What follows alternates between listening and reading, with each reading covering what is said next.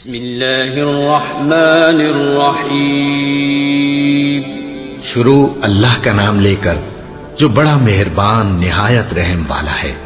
سب طرح کی تعریف اللہ ہی کے لیے ہے جو تمام مخلوقات کا پروردگار ہے۔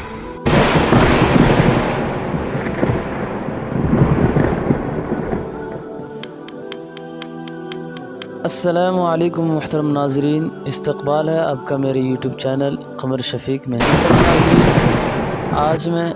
آپ حضرات کے سامنے اصحاب فیل کا واقعہ بیان کروں گا۔ میرے محترم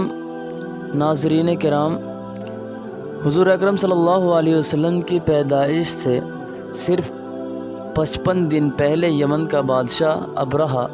ہاتھیوں کی فوج لے کر کعبہ ڈھانے کے لیے مکہ پر حملہ آور ہوا تھا۔ اس کا سبب یہ تھا کہ ابرہہ نے یمن کے دارالسلطنت صنعاء میں ایک بہت ہی شاندار اور عالیشان گرجا گھر بنایا اور یہ کوشش کرنے لگا کہ عرب کے لوگ بجائے خانہ کعبہ کے یمن آ کر اس گرجا گھر کا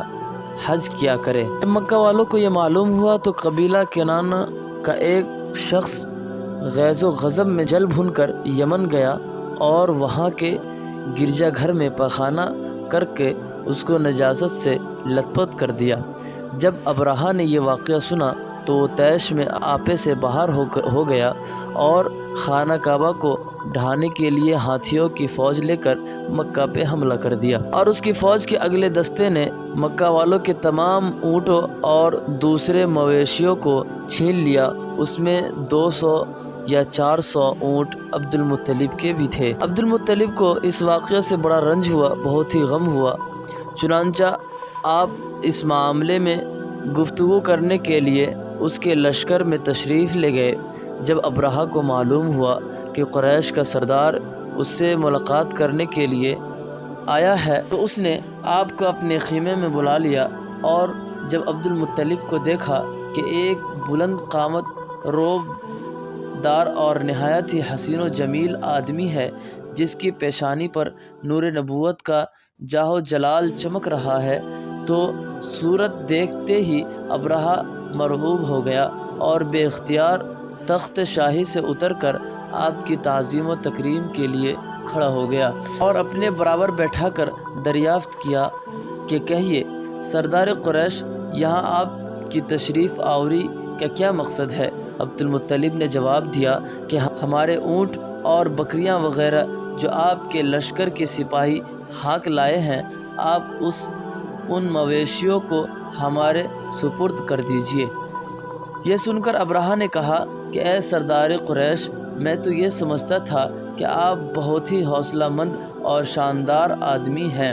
مگر آپ نے مجھ سے اپنے اونٹوں کا سوال کر کے میری نظروں میں اپنا وقار کم کر دیا۔ اونٹ اور بکری کی حقیقت ہی کیا ہے؟ میں تو آپ کے کعبہ کو توڑ کر برباد کرنے کے لیے آیا ہوں۔ آپ نے اس کے بارے میں کوئی گفتگو نہیں کی تو عبد المطلب نے کہا، مجھے تو اپنے اونٹوں سے مطلب ہے، کعبہ میرا گھر نہیں ہے بلکہ وہ خدا کا گھر ہے، وہ خود اپنے گھر کو بچا لے گا، مجھے کعبہ کی ذرا بھی فکر نہیں ہے۔ یہ سن کر ابرہہ اپنے فرعونی لہجے میں کہنے لگا کہ اے سردار مکہ، سن لیجئے، میں کعبہ کو ڈھا کر اس کی اینٹ سے اینٹ بجا دوں گا اور روئے زمین سے اس کا نام و نشان مٹا دوں گا، کیونکہ مکہ والوں نے میرے گرجا گھر کی بڑی بے حرمتی کی ہے، اس لیے میں ان کا انتقام لینے کے لیے کعبہ کو مسمار کر دینا ضروری سمجھتا ہوں۔ تو عبد المطلب نے فرمایا، پھر آپ جانیں اور خدا جانے میں آپ سے سفارش کرنے والا کون؟ اس گفتگو کے بعد ابرہہ نے تمام جانوروں کو واپس کر دینے کا حکم دے دیا، اور عبد المطلب نے تمام اونٹوں اور بکریوں کو ساتھ لے کر اپنے گھر چلے آئے اور مکہ والوں سے فرمایا کہ تم لوگ اپنے اپنے مال مویشی کو لے کر مکہ سے باہر نکل جاؤ اور پہاڑوں کی چوٹیوں پر چڑھ کر اور دور میں چھپ کر پناہ لو۔ مکہ والوں سے یہ کہہ کر بھی خود اپنے خاندان کے چند آدمیوں کو ساتھ لے کر خانہ کعبہ میں گئے اور دروازہ کا حلقہ پکڑ کر انتہائی بے قراری اور گریوزاری کے ساتھ دربار الہی میں اس طرح دعا مانگنے لگا کہ اے اللہ، بے شک ہر شخص اپنے اپنے گھر کی حفاظت کرتا ہے، لہٰذا تو بھی اپنے گھر کی حفاظت فرما، اور صلیب والوں اور صلیب کے پجاریوں عیسائیوں کے مقابلے میں اپنے اطاعت شعاروں کی مدد فرما۔ عبد المطلب نے یہ دعا مانگی اور اپنے خاندان والوں کو ساتھ لے کر پہاڑ کی چوٹی پر چڑھ گئے اور خدا کی قدرت کا جلوہ دیکھنے لگے۔ ابرہہ جب صبح کو کعبہ ڈھانے کے لیے اپنے لشکر جرار اور ہاتھیوں کی قطار کے ساتھ آگے بڑھا اور مقام مغمس میں پہنچا تو خود ان کا ہاتھی جس کا نام محمود تھا ایک دم بیٹھ گیا۔ تمام شخص نے اسے اٹھانے کی کوشش کی مگر ہاتھی نہیں اٹھا۔ اسی حال میں قہر الہی یعنی ابابیل کی شکل میں نمودار ہوا اور ننھے منھے پرندے جھنڈ کے جھنڈ جن کی چونچ اور پنجوں میں 3 کنکریاں تھیں سمندر کی جانب سے حرم کعبہ کی طرف آنے لگے۔ ابابیلوں کی ان دل بادل لشکروں نے ابرہہ کی فوجوں پر اس زور و شور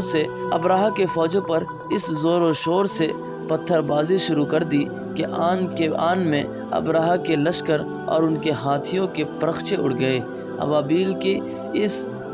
پتھر بازی خداوند قہار اور خداوند